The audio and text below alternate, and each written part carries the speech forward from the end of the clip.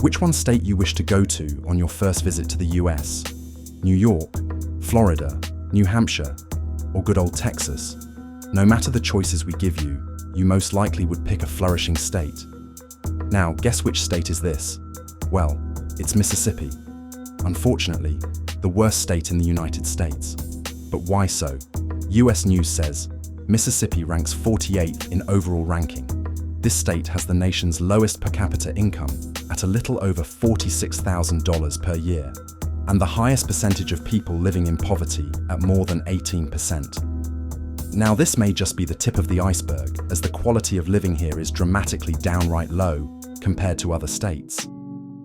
So, what factors contribute to these dire straits? Well, from underfunding in education to limited job access, Mississippi faces a slew of challenges.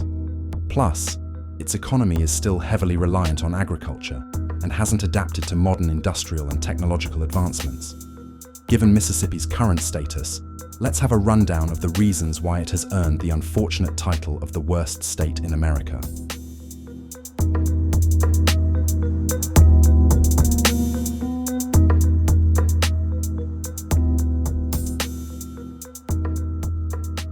Mississippi, the Magnolia state of the United States, is dealing with severe economic challenges. Today, it is considered the most inferior state economy in the USA. It also has a very low labor force participation rate and the highest poverty rate. Its economic growth is also one of the slowest in the country. Besides, this state promotes the lowest life expectancies and overall human development levels in the US. On average, a person from Mississippi lives 5 years less than the typical American and earns almost half as much. If you take a look at this post on Reddit, you will find straightforward answers, which draws the real scenario from an unbiased point of view. A question was asked on this platform: why is Mississippi the poorest state? To this, a user said, lots of wealth disparity, lot of generational poverty with both white and black people, generally making anything fun illegal, whole bunch of reasons. This answer underpins few of the basic reasons behind the state's poorest condition. What is most shocking is that Mississippi was once the wealthiest state in the nation.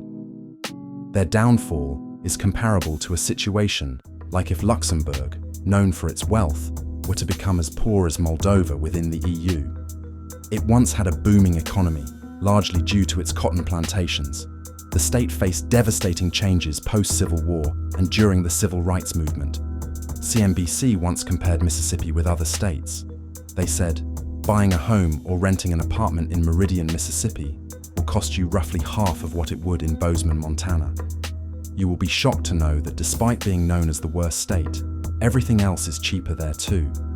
A visit to the doctor costs roughly half what it would in Manchester, New Hampshire. And if you're craving some pizza, a New York-style pie will cost you 25% less than it would in Rochester, New York. But here's the catch. Even with the lower costs, Mississippi's economic fate is uncertain as we speak. At first, we need to understand what made Mississippi the wealthiest state in the past, and what happened that smote the economy that resulted in it being the poorest. Mississippi became very wealthy early on because of its cotton industry. This success depended on the hard work of enslaved people. At one point, it was the richest state in the country, but the Civil War and the end of slavery changed everything. After that, Mississippi had a hard time shifting away from an economy that relied on enslaved labor. Investing in technology is key to economic growth because it can increase productivity and enhance lives without raising costs.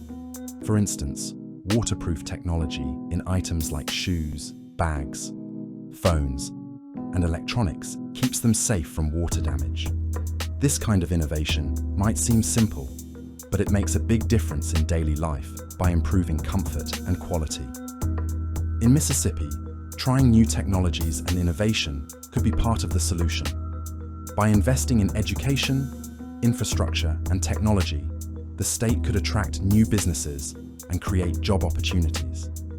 Encouraging entrepreneurship and supporting small businesses can also help revitalize the economy. In its early days, Mississippi was one of the wealthiest states in the US.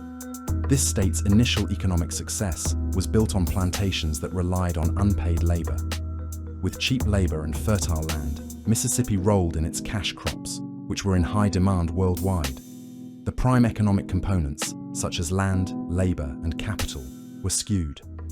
Mississippi had free labor and fertile land. So, there was no need to invest in capital such as roads, machinery, factories, and tools.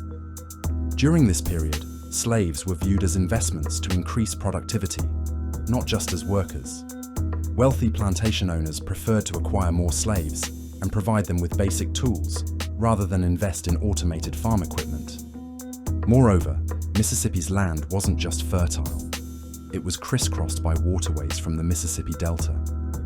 This made roads less necessary because goods could be transported easily by water. Most industries were located along these waterways. Even into the 20th century, the areas between rivers remained sparsely populated. About the Delta region, it's the poorest area in Mississippi. This is known for its massive river floods and fertile land. The main county, Quitman, includes towns like Marks and Lambert, and is the least populated area in the state. In 1968, Martin Luther King Jr. wanted to start the Poor People's Campaign there because it was deeply impoverished. After his death, residents protested the poor economic conditions. Despite revenue from casinos and tourism, economic progress is hindered by a lack of education, which limits job opportunities. Poor public services, like healthcare and education, and federal mismanagement have also contributed to Mississippi's ongoing poverty. Another reason the state resisted capital development was taxation. Public goods required funding through taxes. But the landowners who could vote had different ways. They lived on self-sufficient plantations and didn't want to pay for services that they wouldn't use. In simple words, the state's tax structure favors the wealthy and hurts the poor. Mississippi's low-wage earners pay a greater percentage of their income in state and local taxes than do the state's more affluent residents. According to a study in January 2024 by the Institute of Taxation and Economic Policy, it has been found that Mississippi has the 19th most regressive tax system in the nation. This is where low-income residents are forced to pay a larger percentage of their income in taxes than the state's wealthier citizens. Also, Mississippi's education faced similar challenges. The rural nature of the state meant that children who had the ability to receive an education were homeschooled instead of going to school. After the Civil War, Mississippi adopted a new constitution that favored traditional agriculture. But the mechanical industry was already transforming other economies. This is where the state was also lagging behind gravely. Mississippi had a large workforce, access to oceans for trade, and connections with Europe. Despite these advantages, the state stayed mostly agricultural because that's what the voters wanted. Additionally, many workers were recently freed slaves, but policymakers and industrialists were reluctant to hire black people for factory work. By the late 19th century, the factors that once made Mississippi successful were now holding back its progress. The wealth generated by slave plantations gave a few wealthy landowners control over Mississippi's economy. The Civil War caused significant population loss due to deaths, injuries, and enslaved people fleeing north. Post-war, Mississippi had lost its major industry and many of its residents, but the remaining population was poorly educated and deeply divided. With 55% of the population being former slaves, they had to fend for themselves without any resources or guidance. The state's recorded wealth dropped because of a huge change in asset valuation. Historians estimate that up to half of Mississippi's wealth in the mid-19th century was tied up in its slaves, who were considered property. Once slavery was abolished, the state lost this paper wealth. Moreover, the environment that made Mississippi an agricultural powerhouse also posed challenges to infrastructure development. The state still grapples with frequent flooding, tropical diseases, and tornadoes. Besides, risky loans make business operations more difficult than in many other parts of the USA. Now, Imagine two people trying to build wealth. One has their house destroyed every few years, while the other's home remains intact. It's natural that the latter will have more resources to invest in productive ventures. This analogy extends to Mississippi's predicament, where environmental factors consistently disrupt progress. Their fertile land and waterways once supported a lucrative agricultural economy. But now, this has become an obstacle to modern development. As far as the main economic branches of modern Mississippi are concerned, agriculture and forestry top the list. This state produces more than half of America's farm-raised catfish and is also a leading producer of sweet potatoes, cotton, and pulp. Other sectors include utilities, transportation and healthcare, and manufacturing, including the chemical and automotive industries. At present, most people work as truck drivers, deliverymen, salespeople, nurses, and teachers. Mainly, Mississippi is so poor due to a lack of good-paying jobs, inadequate education, healthcare, and generally low wages. Apart from that, Mississippi has spent billions on flood protection in the Mississippi Delta.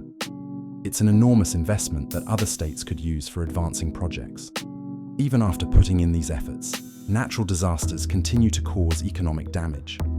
This requires more spending that could be put to use for Mississippi's future developments instead of recovering from setbacks.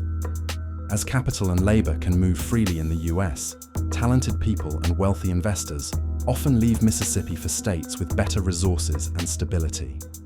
States with fewer hurricanes and floods use their resources to innovate and grow, which makes them more appealing.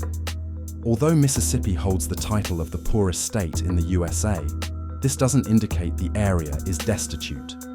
The state's GDP per capita is around $47,000, which is well below the national average of $77,000. And it's even lower than West Virginia, the next poorest state, which has a GDP per capita of $54,000. Despite these challenges, the United States remains incredibly productive overall. Being the least productive state in the US is like being the slowest driver in a Formula One race, still impressive on a global scale. Mississippi's per capita GDP is higher than that of 21 countries and is comparable to Germany's, which is known for its economic productivity. While this bit of information might comfort Mississippi residents, these economic indicators don't always show their daily experiences. Mississippi did not fall from the top to the bottom of the US economic rankings. Rather, other states advanced around it. It missed out on the benefits of modern manufacturing by not industrializing at the right time, which is more efficient than even advanced farming. Plus, Mississippi didn't invest in advanced agricultural machinery and technology, which slowed its growth. When Mississippi started focusing on manufacturing, other states had already moved on to advanced services like finance, international trade, and technology. These sectors are much more productive and profitable, while Mississippi struggles to catch up. Mississippi became an attractive location for large companies from other states to farm and manufacture goods because of low costs. Workers in Mississippi, who are not as well educated by national standards, were eager for jobs. This allowed companies to pay them less. The state's overall lower cost of living also reduced the pressure to increase wages. This made Mississippi similar to how China functions today in the global economy, as they provide cheap labor and production costs. When globalization took off, Mississippi was one of the first to suffer from outsourcing. While Mississippi workers accepted lower wages compared to those in New York, Michigan, or California, they still earned more than workers in countries like China. As a result, US companies moved their manufacturing overseas to cut costs. This outsourcing benefited the US economy by lowering production costs and keeping high-value jobs and profits onshore. Yet, Mississippi lacked major corporations to leverage these benefits. That's why they faced negative consequences of job losses and reduced investment. Other than that, Mississippi failed to become a hub for global trade due to its strategic location. The state connects inland waterways to the Atlantic Ocean and could have developed into a major port center. However, environmental challenges and reluctance to invest in infrastructure let neighboring states like Louisiana and Alabama build deep-sea ports. These ports now handle some of the world's busiest shipping traffic, while Mississippi's port of Pascagoula remains much smaller by comparison. Besides, Mississippi's education system has lagged behind, which contributes to brain drain. Many of the state's top students leave to attend universities elsewhere and often don't return. Naturally, they opt for better-paying jobs in other states with major global companies. Mississippi's inequality stands out because it's not driven by a wealthy elite like in New York, where a big city contrasts with rural areas. Instead, Mississippi's inequality comes from widespread poverty across the state. The average worker in Mississippi is as productive as the average worker in Germany, but the overall lower wealth levels create economic challenges that are not apparent from productivity statistics. Also, Mississippi benefits from being part of the United States, particularly through federal funding. It is one of the most financially dependent states on federal spending relative to the taxes it pays.